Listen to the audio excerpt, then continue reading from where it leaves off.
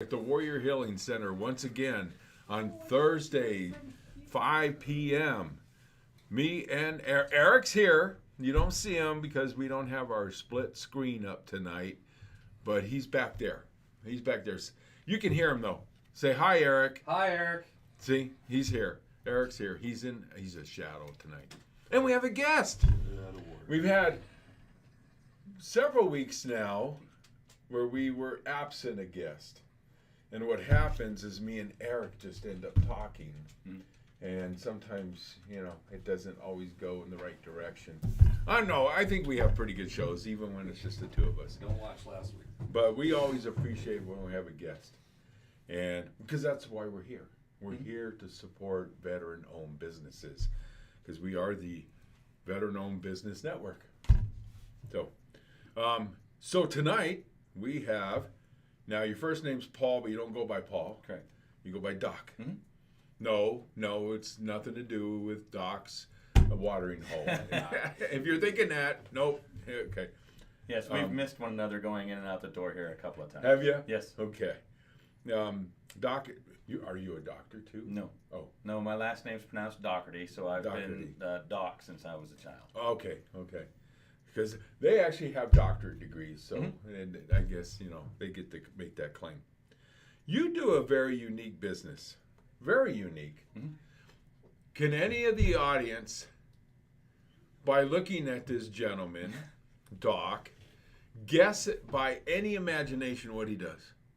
And we don't, I doubt we'll get any comments. We'll see if we get a comment. I just want, Travis, if you're out there, Travis is usually somebody who watches our show. We get a few.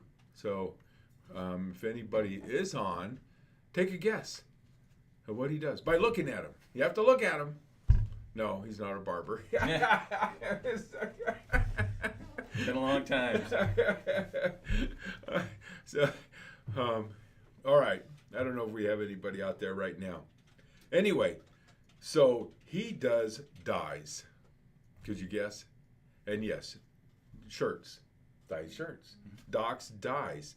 Now I got to tell you, that's colorful. Mm-hmm. He's got a business card that's colorful. And yes, I am old enough that I was around in the 1960s. Mm-hmm. Okay? Okay. Not quite a teenager yet, but old enough to live through the 60s. And I got to tell you, even into early 70s, dyes were huge. Yeah. I mean, it was so popular. And I'm not just talking the few hippie cultures out there. I mean, high school kids, everybody. I mean, if you didn't have a tie-dye T-shirt, you were a loser. And plus, I grew up in California at the time. Oh yeah, it would have been big out there. Yeah. It's like so I really appreciate what you're doing out here. But first, before we get into that, let's talk about your military background. You were which branch? Army. Army. Yep. I went in the Army in 1993. Started out just tip up at Meade. Then I went to Korea. Then I came re-enlistment time, and they're like, "Oh, you can stick around in Korea, maybe learn the language, or we'll send you to DLI and learn Farsi." No one really knew what Farsi was at the time. Right. That's okay. I didn't learn it anyways. So I spoke pretty decent Spanish, and unfortunately, I didn't make it through DLI as a Farsi speaker. But I ended up going to 7th Special Forces Group, where I was able to use my Spanish language skills. Right. Of course, going airborne, and that was really the turning point in my career as a young enlisted man. It was a turning point for me.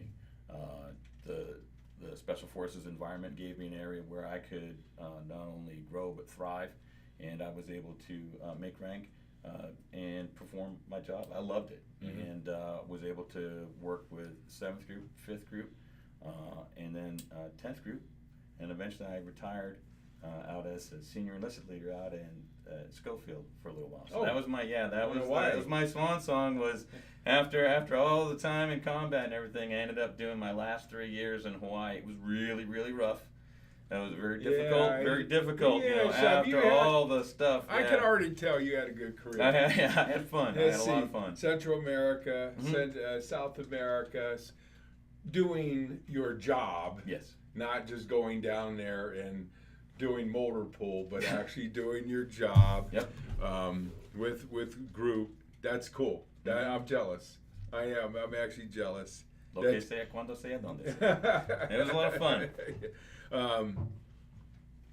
And then he goes to Hawaii to finish it off, at Schofield Barracks. Yep. Yeah, I heard that place was rough. Well, of course, places change, but when I was at Airborne School, one of my roommates was at Schofield Barracks and at Airborne, and he was telling me, yeah, it was pretty nice. He goes, yeah, usually by 3 we're done for the day, and the beach is like a walk away from my bed. I was like, well, we worked hard every day, all day, every day. Oh, 12 hours a day. Oh yeah, 12 hours a day. 14 on Sundays. Yeah. Oh, Sundays too. Yeah. And group is nice too. I know with group, it can be tough, but the nice thing is, I always look at them as they work hard and they play hard. Yeah. Yeah. Oh, the rest absolutely. of the Army, I'm getting on a soapbox here. Soapbox every night. The rest of the Army has to learn that concept. You work hard, you play hard. Yeah, we had a lot of fun, and I made a lot of good friends. And it was with 5th group and 10th group. It was with combat operations, and I was with 5th group, whereas we were first in, both Afghanistan and Iraq. So a lot of those guys, I'm still very tight with today. Same with the guys with 10th group. I mean, we talk. And it's nice. And it's a network. You didn't go in with the horse group guys. No. I was there, not there. Those guys. No, that was the first cavalry charge in modern warfare. So that was absolutely something. And yeah. Yeah. I don't know how accurate the movie is, but the movie's awesome. Well, first it's got Thor in it, The movie's always, that's always the highlight, the good stuff. It's never slogging through like the nasty, piles of crap or anything else. Yeah. Right. So it's always the highlighted good stuff, and everyone. And that's the great thing about group, is you're doing cool stuff, and you look cool doing it. Yeah. Well, that's a fantastic career. It's envious. And my dad was a career man. I wasn't, but my dad was a career man, and he always told me, when I did join the Army, he's like, it can. Some people have a wonderful career with great assignments, and other people will have a career that's the exact opposite, and they're miserable the whole time. Or some people get a mix. One duty station terrible, the next one they enjoy. I think that's fair, and over the course of 20 years, not everybody is going to get along personality wise, and the missions change, so it's you've got ups and downs, and I think it's over a career is taking the good with the bad and moving on with it and having fun with it. So, SF, not tabbed support. Okay, make that clear. Okay. I did do a little support too with 11th Group, which was a reserve unit back when I was in the reserves. But it's still cool, even when you're SF. Of course, what did you say about the beret? The maroon beret? It's tough being a red hat and a green hat. Yeah. They kind of joke with you. Yeah. I know they did with me. Oh yeah. And I was an interrogator too, so the tab guys would always joke with me about that. Sure. We don't have any prisoners. No. Don't take any. I was like, well, I used to tell them, well, let me have them first, and then you can do whatever you want. Sure. With them. But I'll get some intel for you. Anyway, so SF2, he joined the hippies. He got out of the Army, and he went and joined the hippie crowd, right? No, except he's missing the long hair. Yeah. That's what the service did to him. I got the ponytail. See? Yeah, anything over like a 1/8 to 1/4 of an inch, and I could go nuts. Now, how did the world did you go from Army, SF, Intel, World to doing dyes? This has got to be a story. I'll throw my wife soundly underneath that bus. My wife is a native of Bisbee, and we ended up moving back to Bisbee after we retired out of the Army. And she was teaching at Greenway Elementary School in 3rd grade at the time. And so field day was coming up, and we decided that we'd make some tie-dye shirts for the kids for field day. never done it before. We live in Bisbee. Why not? Why not? And so we decided that we'd make a bunch for the kids for her class, and we had a lot of positive feedback. So after some alcohol and some poor decisions, we decided that we'd take a run at the farmers market at Warren Ballpark there, and that's actually where we got our start. And more positive feedback, more alcohol, more poor decisions. We set up a booth at Pride, and we formed an LLC, and we were working with the folks at here with Cochise College at the Small Business Development Center, and they really got our feet planted with helping us with a business plan. What do we need to do? And not making decisions for us, but giving us the tools that we needed to make more educated and better decisions for our needs and for our business, and allowing us to grow. And that's exactly what we did. We started just with that farmers market. Then we started traveling. We started doing some bigger venues, which one of our favorite ones was the Cascabel Winter Festival, which was one of our first big outdoor festival, and ended up being one of our smallest by the time. Where's that at? Out in Cascabel. So if you I go don't out know to, where that is. So you're going out here past the Huachucas out towards Benson, then you hit Pomerine, and you go underneath the bridge there, and you keep going out that road for a bit until it ends, and it's dirt road, and then you end up in Cascabel. No, I So did, it's I off did the not beaten know where path, it was. Yeah, out near I did not know Ameren. that. There's I know there's talk about maybe having a winter festival in Ameren and bringing some of that back. But we still do some of the outdoor festivals. We do Cloudcroft, New Mexico, twice a year. We're actually getting ready to go up there for their July Jamboree. We'll be back there in September for their fall festival. Excuse me, one of their fall festivals is the Lumberjack Festival, which is really something. I mean, they got like V8 power chainsaws and everything. It's a lot of fun. So that's a one-day festival up in Cloudcroft, New Mexico, and of course we're planning to do Art in the Park this year. I think Katie's just waiting to get the application in, and our biggest outdoor venue for the year is Patagonia, which is a judged and juried art. It's an artisan craft show, so everyone that's in there is an artisan. So the goods that are available there at the Patagonia Sky Island Arts Festival in the fall, second week of October, is always a great time, and it's our biggest outdoor venue. It sounds to me like you and your wife made this business into a pleasure vacation. It sounds like you have a lot of fun. Yeah, so traveling around, going to different places, seeing different things. So actually, I guess I missed a step there from the start at the farmers market. We actually within the next between then and where we are on Main Street today in Bisbee, we also did some traveling. We started out with just my Jeep, throwing everything with a little 8x8 tent in the back of a little Jeep Wrangler, stuffing it all in as much as we could, and we need to drive down to the market, and then we got bigger, got a truck, and we were able to visit several places here in Arizona. We've been out to New Mexico. We were out to Flagstaff. We did several venues along the Pride circuit there a couple years back. We had a lot of fun doing that. We went up to Page for the Hot Air Balloon Festival. Ooh. And seeing a hot air balloon land right beside you when you're having breakfast is a sight like no other. It was absolutely wild. Yeah, it was amazing to see that. Where's the farthest place you've gone to? With the business? Yes. I would say that was probably at Up and Page. Yeah. We keep about 6 hours is about kind of max, as we find that's a good radius for us to be in, and also it's a day's drive. We're setting up, depending on if we're setting up that night, then it gets into some pretty long hours. Right.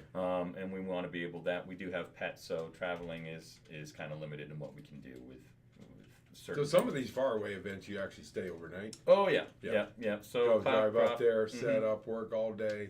Yeah. You're exhausted. You get a hotel. Some of them, we've done with the overnight ones. The Cloudcroft is an overnight. We stay. There's cabins that are right there. The spruce cabins, they're wonderful.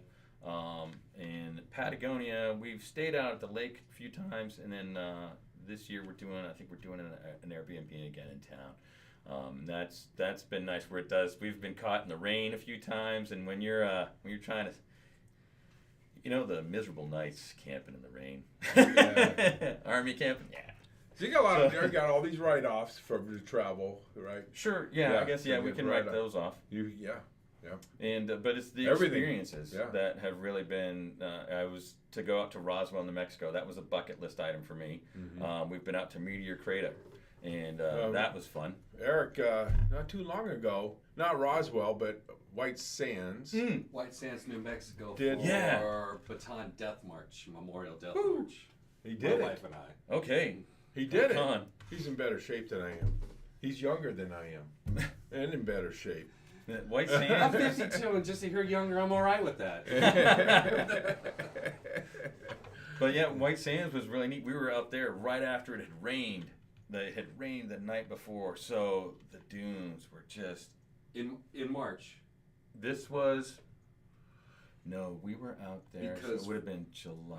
Because for us, when we went out there just for this Baton, it rained a day prior or 2 days prior, so it knocked down all the sand, especially some of the sand pit area, and it made the weather almost cloudy the entire time in like 50s or low 60s, so it was ideal. Whew. Yeah, you ain't gonna catch that on a regular No, Baton day. if you're gonna do a death march, Yeah, I mean, if you're gonna really. do a death march, like, this is the great weather for it. Yeah. Now, I don't know if our audience heard you. Do you think they picked you up? We have no. All the way back Oh, there? they heard me. Oh, now they did. Oh, they heard me. Oh, they heard you now because you're yelling. so, man, you know how to have fun. You do. You know how to have fun. On occasion. So, questions that I think of. So, now, you don't have a shop in Bisbee, or do you? Oh, you do have a Yeah, we're brick actually- and mortar? We do. We Oh, are, okay. Yeah, so Oh. we opened our first brick and mortar during COVID, because when, of course, all of our outdoor venues were canceled due to COVID. And so we thought we'd follow our business plan with alcohol and poor decisions and then open a brick and mortar in the basement on Subway Avenue. So we were on 27 Subway Avenue in the basement in Bisbee, and we were there until last July. After the building had sold, we ended up, we were looking for a place. So we were in between locations for a little bit, and then this October, we opened up on 67 Main Street in Bisbee, which is right across from the Busy Bee parking lot, directly beside the Bisbee Grand Hotel, Oh, and wow. also the Bisbee Social Club is a nice venue, and that's right below us. So, yep, Saturday Good afternoons, location. I got good blues pounding through the floors. Wow. So that's the current address, 67 Main Street, Yep. which Eric's got posted, I think. Yep, he does. Yes, I do. He's on top of it on the card. So you got brick and mortar location plus a traveling. Yes. So got a lot of write-offs. I got plenty of write-offs. Yeah, but I'm home making it all the time, so I'm not hanging out gallivanting.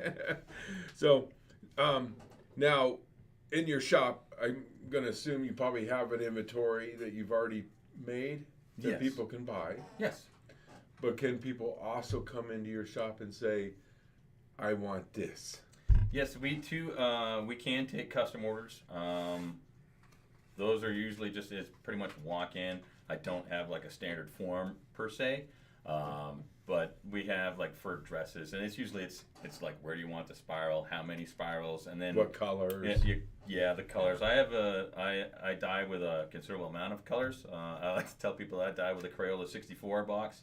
I've in my garage workshop, I have two. I guess they're about 6 foot long cabinets. So I've got and they're 3 shelves deep. It's an impressive amount of dye. It'd be about not quite the back wall, maybe about here Of just over different and, colors. just dyes. Yeah. Of all different colors. I've got about I usually keep about like a dozen blues, not quite that many greens, half that in yellows, another 6 to 8 oranges, and then about 10 reds. So lots of different shades, and then of course I can mix and match from there. And we do both traditional wet dyeing as well as ice dyeing, and if we get enough snow in the wintertime, snow dyeing. And that's something we were actually able to What do is this year. snow dyeing? That's when I incorporate snow into the dyeing process. Real snow. Real snow. Really? Real snow. I'll show you on my phone. I got Wow. a picture of it. I got a pile of snow about this high. We were dyeing at that time. We had about, I think, 12 garments out on a rack, and we got about 4 inches of snow out of that storm, so we were able to dye with it. Of course, scoop it all up and then put it on the garments. So themselves. what What's the significance of the snow? What does that do? Looks like nothing else. It absolutely looks like nothing. Unfortunately, I don't have exemplars of that today. I did bring Shame a few on things you, with because me. now Yeah. I really Yeah, want. you really I wanna know. really want to see that it now. blends out so with Can we bring it up on? No, we can't bring it up. I want to see that. Well, Yeah. if you got the picture on Facebook, I can find it. Yeah. That now I'm curious of what that so looks like. this is I got a couple examples here, and this is a hybrid. I like the one you got on. Can I have that one? this is certainly an example of one of my absolutely unique shirts. This is when I'm having fun and I'm playing with color. And I'll add this blue was probably 2 or 3 as remnants of dyes. It's a couple of different Glacier, Alpine, and Robin's Egg probably went into that. And then the purple is a couple of different ones. They were just kind of throw it together. And knowing that this one was for me, then I can absolutely play with it. It's like making the kids' shirts. If children's stuff is the most fun because there's no wrong color combinations. Purple and green and orange all go together. It doesn't matter. Because the child will walk in and they see the shirt that they want, and then that's the one that they want. It's the colors. And they don't. If mom wants to put them in. Don't you like red? Red's your favorite color. They're like, no, I want that one. That's that looks like it looks like somebody had a lot of fun with it. But So we like to play. We like to make art and create and have some fun. But this is what I'm wearing. This would be an example of an ice dye. And I use ice in the dyeing process.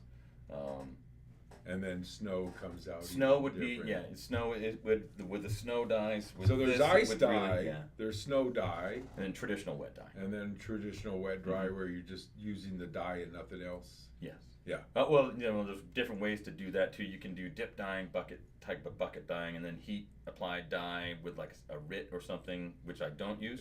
Yeah. There's several ways to dye. And tie dye is just where you tie up the material to where you get that. Yep. That boom. You can do spirals, mandalas. There's different ways to incorporate those, whether you're using sinew, rubber bands, which is the way they did it. And that's how we did it in the 60s. It was a rubber band. Absolutely. That's my prime way of doing it is I use rubber bands on them. And we spin them. I've got 2 tables that we work on are just hobby tables that are plastic. Take a garment, wring it out, because it has to soak in ash first. That's part of the process. It soaks, and we take the blank garments out, get most of the moisture out of them. Then the art comes in. Whether it's going to be a side pull like this, side spiral, dual stack spirals or 3, however we want to do it, and. Then you spin it, put the bands on it, and then you apply your dye, whether it's wet dye or powder dye, and whether you're doing a wet dye or an ice dye. So then you can do from there. It's whether you do it with ice dye if you're doing the powder dye on garment, or if you're doing it over ice. There's experimentation is the key in that, and having fun, finding out what works and what doesn't was we made a lot of mistakes. As Bob Ross was fond of saying, no mistakes, happy accidents. We made a lot of happy accidents over the years. This is definitely a happy accident. The accidents, or those are the shirts in the back room that are on discount or something? There's a discount. We've done that. But you might get a customer who goes, oh, I like that one a lot. And it's the one that's the one we kind of made a mistake on. Sure. You ever get that? That's the one I want. We've had some color combinations that we didn't think would be as successful as they had been. We did one was actually it's the color combo, we call it the Rooster. It's named after our dog, and it's the colors that are in his lead. So it's turquoise, and there's a bright red, a fire orange, yellow. It's just this wild color combination. It's one of those things, you look at the list of colors, you're like, on paper it doesn't sound like it works, but in application on a lady's dress, they look amazing. Wow. So yeah, you do dresses. Oh yeah. Dresses. We do a lot of dresses. So t-shirts, dresses, what else? Tie-dye clothing apparel. I do short sleeves, long sleeves. I think we have right now probably 6 different varieties of ladies' dresses. We also have skirts. We have hoodies. Hoodies are Oh, I was very just going to ask you popular. hoodie. Yes. I was just going to ask if you Yep, do hoodies. I got one hoodie here today in my own unique color combination that's actually inspired by the local minerals found in Bisbee. Well, let's see that one. All right. Let's see that one. Sure. So, That's a nice color. yep. And this one actually, I swing by my buddy's house and steal it from him because I don't own one myself. I don't know how many of these I've made, but yeah, this is a hoodie, and this is our Bisbee Rocks color palette. There you go. There you go. The camera got that. So let me see if I can pull That's it up a little nice. bit better. Yeah. So There, let me hold one in. yeah, There we thanks. go. There we go. And this Yeah, is look at actually that. yeah. That's so, you, Eric. That's you all over. Yeah. So I this found this color so palette is inspired by the local minerals found in Bisbee, because we're historic for mining, of course. And copper. With the Bisbee blue turquoise, the Bisbee blue turquoise, azurite, malachite, and the copper porphyry. And on this particular hoodie, I know this because I made it. Here, let's move Right that. back in here in this Here, hold that back section up. here, I've got a rock on my shelf at home that's this color. It just is with that rust through there and the malachite. It's just beautiful. So yeah, Nice. this is definitely a signature piece of ours. This is the Bisbee Rocks color palette. Oh, So, you've got. Oh, yeah, you got and your then name on there. and we've got the logo on there, and that is actually done in copper. So you can do logos. Yes, I do logo work as well. Okay. My intent is to actually do some logo work for some of the local businesses in town. I'm working with a construction company That's right now. big. Yeah. Mm-hmm. That's Yeah. big. And so Sky High Construction, they've got some of our shirts. You'll see our tie-dye out there working the streets. Also, I think Brett Austin with Bisbee Burger Truck is next. I've done the shirts for the American Legion riders as well, for Bisbee American Legion 16. So I've done some long sleeves shirts that are reflective for the riders as well as, and that's tie-dye and then the solid black. Now, when I think of shirts, and believe it or not, me and my wife have come up with all kinds of ideas. You know, we think out of the box sometimes, and there's been times in the past we've thought, well, what if we had a shirt for Ruby's Divine Chocolates? You know, and then the first thing I think, oh my God, you'd have to have so many different sizes, and so for men and for women, and yeah, that's too much inventory. Okay, we're not doing it. You've got to have a huge inventory. Well, Because you got to have so many different sizes. Because you'd have to have like super, super extra large for somebody like me. we try to be size inclusive. No comment. Yeah. And a well- medium for Eric. No. Medium. A medium. Well, the way I look at it, we've got everything from itty bitty kids to great big kids. I've got 0-3 onesies. My youth line, I've got, is 2T, 4T, 3, 5, and then small, medium, large, and T's. And I go up through, I think our youth dresses, our smallest youth dress might be a 3-month or a 6-month. I know we just dyed some blue 6 months yesterday. And that goes to 12, youth 12 in dresses. And then with the t-shirts, we have adult sizes, small through 3XL. We had some 4XLs, I do have some, but really it's the 4XT is what the larger individuals are looking for, and those are harder to come by in the blanks. Yeah. So we do order all of my blanks. I order everything. So like I said, yeah. that's a lot of inventory. A lot of inventory. I go through. It's huge. We order by the case. So I use McCreary's up north. They do a great job. We use Gildan t-shirts, short sleeve and long sleeve. So we start with a nice high quality cotton shirts, 100% cotton. All of our dyeables are 100% cotton. Our ladies' dresses also are 100% cotton. Most of those are American. They're American cotton, and we get those from Dharma Trading Company out of California, where we get our dyes as well. Well, that sounds important. Mm-hmm. You start with a good shirt, good made shirt to begin with. Oh yeah. So, because you're going to do something special with it, you don't want one of those shirts that, 3 months later, oh, I got a lot of tears already. This thing's going in the trash. Oh yeah. Oh, they last. We do live in a disposable society, don't we? We do. We just buy it, breaks, throw it away, buy a new one. I mean, I think of so many things you buy nowadays, and you're like, how long did that last me? Well, I got a good deal on it. No, you didn't, because it only lasted you 4 months. You should have bought something that would have lasted you a little longer. Well, as a child, I was 3 or 4 and wore several hand-me-downs, and now, ironically enough, I make them. Yeah, I've got a buddy of mine, his son and grandson out there on a ranch in Wyoming, and I really can't think of a better like thrash it environment than a ranch. In Wyoming, out there, the kids are absolutely playing, every day, doing what kids do and getting dirty and washing it. So I mean, they last. The dyes last.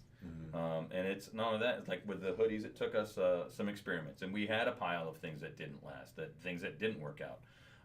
But the hoodies, they're expensive items, so we wanted to make sure that it was a high quality item that is going to last. That it's something that you're going to be happy with, not only like today, but years from now. But because it's the t-shirts themselves will tend to wear out more than the dye.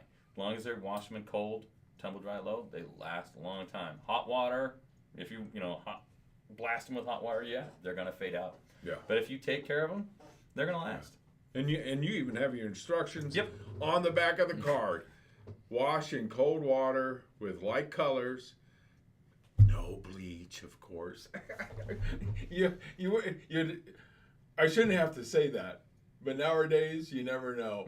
So nowadays, no bleach with the tie dye. Okay. And I also don't do the bleach dyeing, or what's known as reverse dyeing. So that's when you take like a black shirt, bleach it, and then you can dye over it. I've done it. It can come out. It looks nice, and it'll last about 3 months. Oh, really? The bleach destroys the garments. It'll ruin it. Yeah. Absolutely ruins them. Yeah. So there's. Yeah, I can imagine. Yeah. Especially cotton. Especially 100% cotton. So I don't mess with that. I don't. That's the one custom order I won't do. But other than that, we've done towels, linens. I've done up to king size sheets, although that's difficult. And the biggest thing that we did tie-dye sheets. Oh yeah. Really? Oh, they came out looking. Wow. Tie-dye sheets. That's Those came out wild. So we did them in the same color. That makes your mind, Eric. Does that make your brain kind of just turn over for a minute when you think about tie-dye sheets? They were that bright. Wow. So imagine a comforter. Well, it was the top cover.